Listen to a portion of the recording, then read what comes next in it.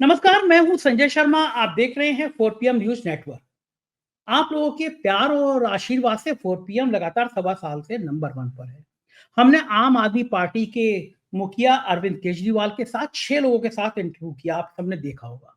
और उस इंटरव्यू से बड़ी मिर्चें लगी। नेताओं को तो लगना स्वाभाविक थी, जो बाकी लोग हैं उनको लगना स्वाभाविक थी। उसके बाद कई लोगों ने मुझे फ़ोन किया, मैंने उनसे पूछा, "आप क्या चाहते हो?" वो बोले, नहीं आपको ये दिखाना चाहिए कि कांग्रेस मुकाबले में है भाजपा के।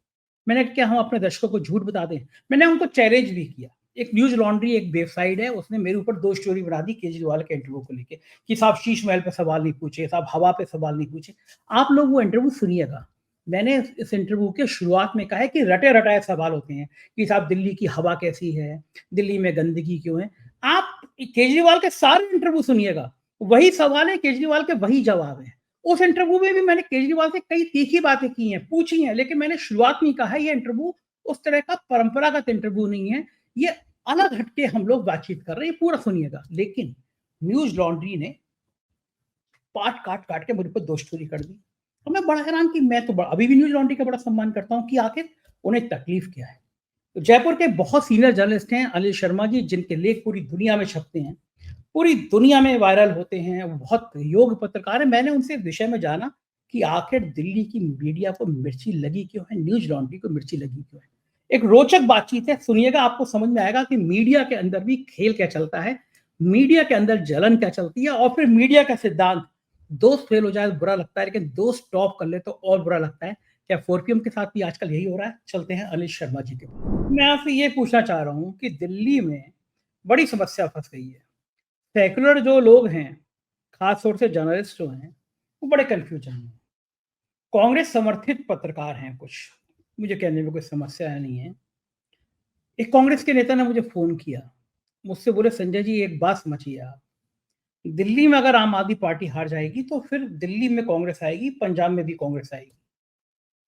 तो मैंने कहा, "इसका मतलब क्या, मुझसे क्या समझाना चाहते हैं?" बोले, "मैं समझाना चाहता हूँ कि देखिए कांग्रेस भी लड़ सकती है बीजेपी से।" इसलिए मैंने कहा, क्या आप मुझे बताइए, ईमानदारी से बताइए, कि दिल्ली में मुकाबला कांग्रेस और भारतीय जनता पार्टी में है? या आपके कहने से मैं अपने दर्शकों को मूर्ख बनाना शुरू कर दूं? मैं कहना शुरू कर दूं त्रिकोणीय लड़ाई है, कांग्रेस भी लड़ाई में है? हकीकत यह है कि कांग्रेस दिल्ली में लड़ाई में नहीं है। लड़ाई में भारतीय जनता पार्टी और आम आदमी पार्टी है, उसमें भी पड़ रहा आम आदमी पार्टी का भारी है। ये ईमानदारी भरा आकलन है। अब मैंने एक शो किया, अरविंद केजरीवाल जी के साथ किया। मैंने कहा कि मैं चाहता हूं कि आपके सारे नेता एक फोरम पे आ जाएं, और मैंने उस इंटरव्यू के शुरुआत में कहा कि इंटरव्यू थोड़ा अलग हटके है। मैं वो सवाल नहीं पूछूंगा जो हर इंटरव्यू में नेता से सवाल पूछे जाते हैं और नेता उनका जवाब देता है। मैंने ये पहले कह दिया, क्योंकि आप अरविंद केजरीवाल के 10 इंटरव्यू देखेंगे, वही सवाल होंगे और वही जवाब होंगे। अभी वो जाता है कोई, मैं उनसे सवाल करूंगा रोहिंगा, वो अमित शाह पे बोल देंगे।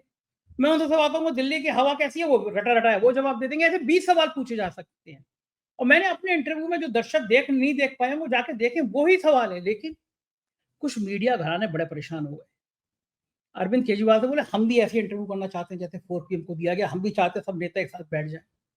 केजरीवाल जी ने कहा, अब तो चुनाव पीक पे आ गया, सब नेता बीजेपी जी यहाँ पे एक करके ले लीजिए जिनका इंटरव्यू लेना चाहते हैं, एक साथ सब बैठे, ये संभव नहीं है। अब संभव नहीं, सब बिजी हो गए।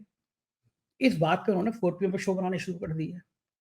मजे की बात ये अनिल जी कि मैं घमंड नहीं कर रहा, लेकिन इस समय 4 पीएम चूंकि सवा साल से हम लोग नंबर 1 पे हैं। अब 4 पीएम का नाम लगा के अगर किसी की दुकान चल रही हो तो उसे मैं तो रोक नहीं सकता। लेकिन दिल्ली की राजनीति में मैं आपसे जानना चाहता हूँ, क्या दिल्ली में ये कहना चाहिए हमको कि कांग्रेस भी त्रिकोणीय मुकाबले में? जब नहीं है, तो वो नहीं है। आपके पास क्या जानकारी, दिल्ली में मुकाबला ईमानदारी से बताइए किसके बीच में है? नहीं, मुकाबला तो इसमें कोई शक नहीं है, आप और बीजेपी के बीच में, इसमें कोई शक नहीं है। अब पर मेरे को एक जो और लग रहा है, कांग्रेस तो है ही, एक दिक्कत और पैदा करेगा बहुजन समाज पार्टी। मुझे पता लगा है वहां पर बहन मायावती कोई रैली करने वाली है, और साथ में आपको पता है ओवैसी जी की पार्टी भी जो है वो भी करीब 10-12 सीटों में चुनाव लड़ने की बात कर रही है। वो तो आप जानते हैं उनका काम है खेल बिगाड़ने का, उनका काम और कुछ नहीं है। वो जानते हैं उनका दिल्ली में क्या स्ट्रेंथ है क्या नहीं है। अगर आप पूरा का पूरा देखो तो ये खेल बिगाड़ने का काम दिल्ली में हो रहा है। और ये क्यों हो रहा है? कांग्रेस का जो कहना है, वो आपने जो बोला वो तो एक स्टेटमेंट है, एक स्टेटमेंट साथ में ये भी है उनका कि ये जो वहां पे जो हम लड़ रहे हैं वहां पे कांग्रेस का वर्कर ग्राउंड पे है, बिहार जैसी जगह पे नहीं है हमारा, तो हम कांग्रेस को वापस रिवाइव करना चाहते हैं। देखिए, ये कौन एडवाइस देता है कौन नहीं देता कांग्रेस में, मुझे कई बार लगता है कि कांग्रेस के अंदर ये बड़ी एक दिक्कत है कि कांग्रेस में एडवाइजर्स कौन है। अगर एडवाइजर ढंग के होते तो महाराष्ट्र चुनाव जीत गए होते। मैं बहुत ईमानदारी की बात कर रहा हूं, मैं वहां गया था, मैं वहां कवरेज के लिए गया था, खुद अपने बेसिस पे गया था, मैंने वहां कोशिश करी जानने की। वहां कांग्रेस बहुत अच्छी पोजीशन पे थी, और खास तौर से बोलूंगा, लोग उद्धव ठाकरे की बहुत तारीफ करते थे, पर चुनाव का रिजल्ट क्या आया, क्या हुआ हरियाणा में? कौन एडवाइस देता है कि आप तो जीते जिताए हो, आपको तो जाने की जरूरत ही नहीं? इनको कौन एडवाइस देता है, मेरे समझ में नहीं आता। ऐसा ही दिल्ली में है। मैं मानता हूं कि और कुछ नहीं तो अरविंद केजरीवाल के साथ इनको एक कुछ फॉर्मूला निकाल लेना चाहिए था, कुछ सीटें लड़ लेनी चाहिए थी अलग से, अगर आपको अपनी पार्टी को रिवाइव भी करना था तो। पर लड़ाई आज की तारीख में यह दिखता है कि वहां पे लड़ाई है बीजेपी और आपके बीच में। और यह आपका कहने में बिल्कुल सही बात है कि कहीं भी मुझे यह नहीं लगता कि आप अभी स्ट्रांग पोजीशन में नहीं है। और आपका वो इंटरव्यू तो मैं बताऊंगा, वो गजब था संजय जी, वो आप ही कर सकते हो। इतने सारे लोग, टॉप लीडरशिप ऑफ आप, और आपने वो इंटरव्यू लिया, कमाल करा। उसके लिए तो आपको मतलब जितना वो दिया जाए कि आपने जो तहलका मचाया, और मुझे पता था उसका रिपर्कशन क्या होगा और लोग क्या सोचेंगे, मुझे पता था। और मैं आपको उस दिन, आपको याद होगा इंटरव्यू का जब मेरे पास आया था, जब मैं देखने बैठा, मैंने आपको फोन करके कहा था, मैंने आपने तो आज कमाल कर दिया संजय जी। और वो तो कमाल है, वो तो आप कई लोगों के पता ही नहीं, मुझे पता है क्या हालत हुई होगी और क्या चल रहा होगा, और वो मिलेगा भी नहीं मौका लोगों को। वो 4 PM को मिल गया, वो 4 PM ने कर दिया, और 4 PM ने बहुत ढंग से हैंडल करो। आपने सही बोला, अगर आप नॉर्मल क्वेश्चन पूछते तो हवा पे पूछ लेते, पानी पे पूछ लेते, शीश महल पे पूछ लेते, राजमहल पे पूछ लेते, और क्या करते आप? हाँ, नॉर्मल इंटरव्यू तो ये होता। मैंने बहुत तीखे-तीखे सवाल पूछे उस पूरे इंटरव्यू में, बहुत तीखे-तीखे सवाल है, ऐसा नहीं है बिल्कुल गुल्लूबुरी टाइप का है। मैंने तो कहा कि आप आतिशी ने कहा कि आप डरती हो केजरीवाल जी से, सामने कहा कि अभी कुर्सी ना चली जाए। ये तो सामने-सामने बिठा के मैंने कहा।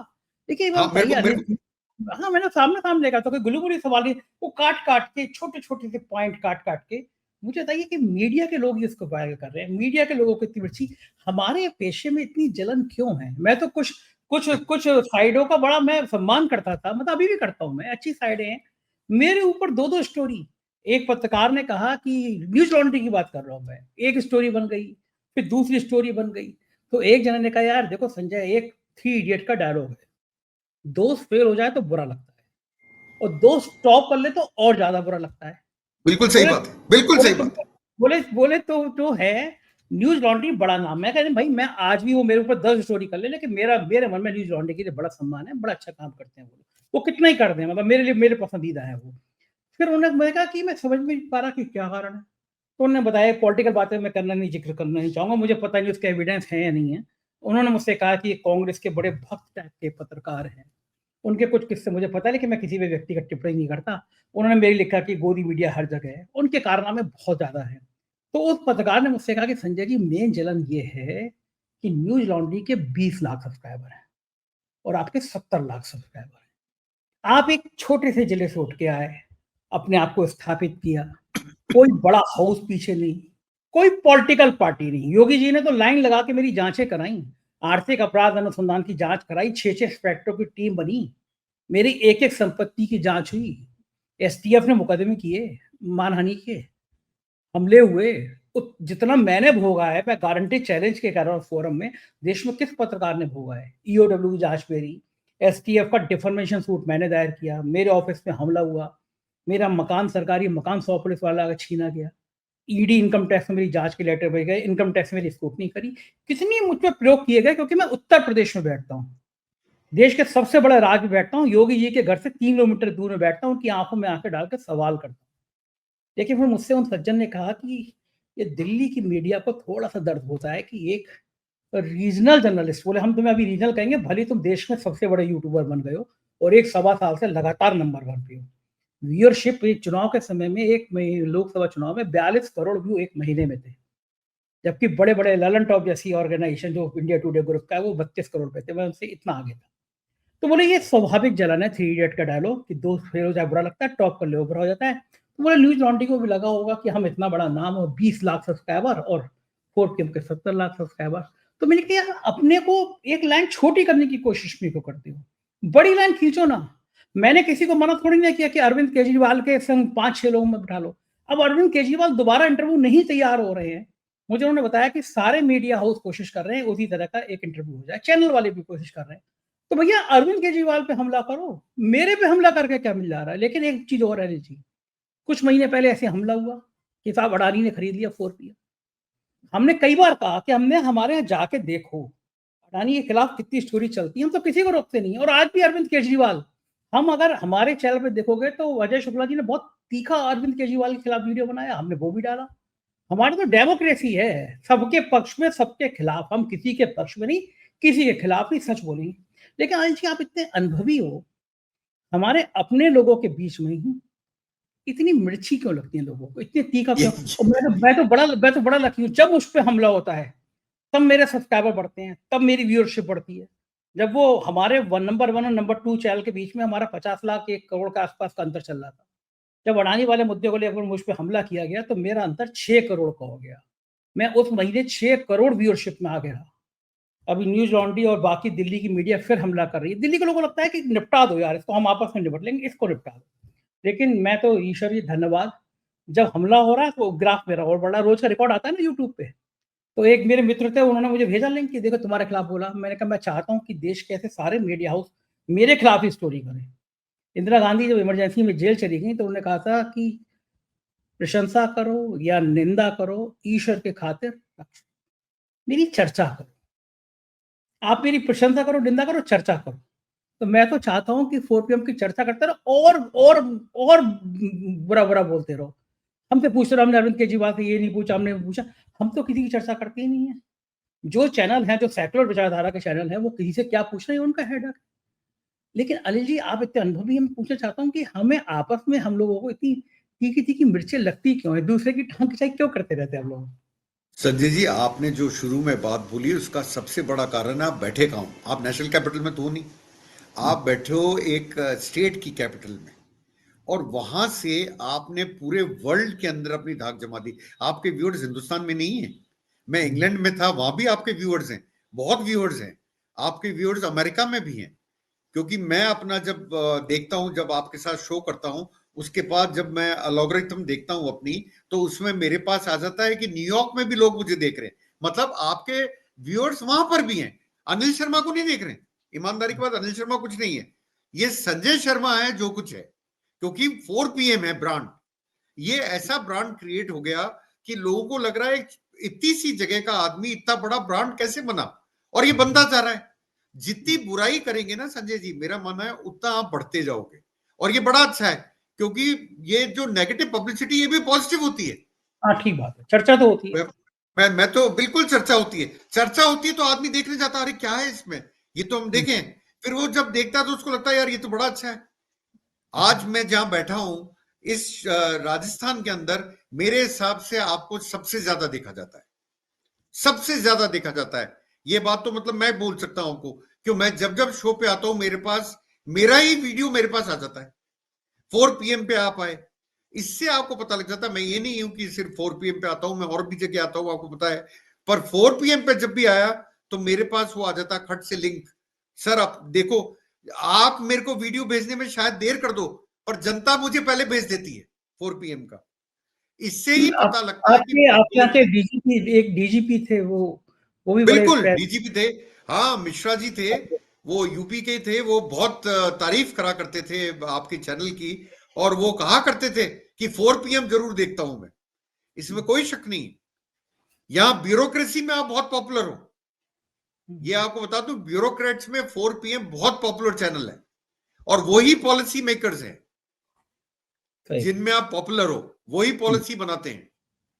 बस पता नहीं कैसे हो संजय गया। जी तो संजय जी तो क्या है कि हमारे जैसे लोगों को इसमें बोल देना चाहिए, बाद में भले एडिट कर दें, कि हमारे जैसे लोगों को बुलाते नहीं है, नहीं तो हम भी फेमस हो जाएं थोड़ा, क्या है। कैसी बातें कर रहे हैं अनिल जी। मतलब ईमानदारी की बात यह है कि मैं अपने यहाँ यूट्यूब के दुनिया में मेरे चूंकि राज्यों में 13 चैनल खड़े हो गए, और सबसे अच्छी बात है न्यूज से अलग हट के हमने 4PM म्यूजिक लॉन्च किया। म्यूजिक में अभूतपूर्व हमें रिस्पांस मिला। मैं इसलिए किया कि मैं बॉलीवुड में गया तो बॉलीवुड के बड़े-बड़े नाम जो जिनको मैं सपने में सोचता था कि यार कैसे एक बार कभी संग में हूँ, मुझे पसंद बहुत है बॉलीवुड, वो सब 4 पीएम को जानते थे। तो मुझे लगा यार चलो इतनी और जो गूगल का रिकॉर्ड आता है यूट्यूब पर 150 देशों में देखा जा रहा है चैनल। तो वो मुझे मुझे अच्छा लगता है कि अभी ना कभी आलोचना, कभी मेरे जोशी को लेके आलोचना, कभी मेरे को लेके आलोचना, तो मुझे लगता है कि ये वाक़ई में अब मुझे खुद में यकीन नहीं होता, लेकिन लगता है जब इतनी ज़्यादा लोग चाहने लगे हैं आपको, ऐसी आपको बड़े-बड़े हाउसेज़ आपकी क्रिटिसिज़्म में उतर जाएँ, इसका मतलब काम तो सही कर रहे हैं हम, है नहीं, नहीं, ना? आपने काम संजय जी बहुत अच्छा करा। और सबसे बड़ी बात है, लेटेस्ट एग्जाम्पल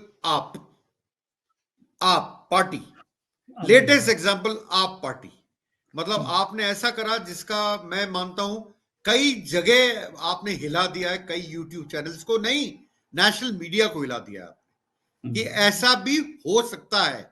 लोगों को समझ ही नहीं थी, सही बताऊं आपको, आपने उनको ये समझा दिया एक साथ बैठा के भी कर सकते हैं और हम शीश महल से ऊपर जा सकते हैं।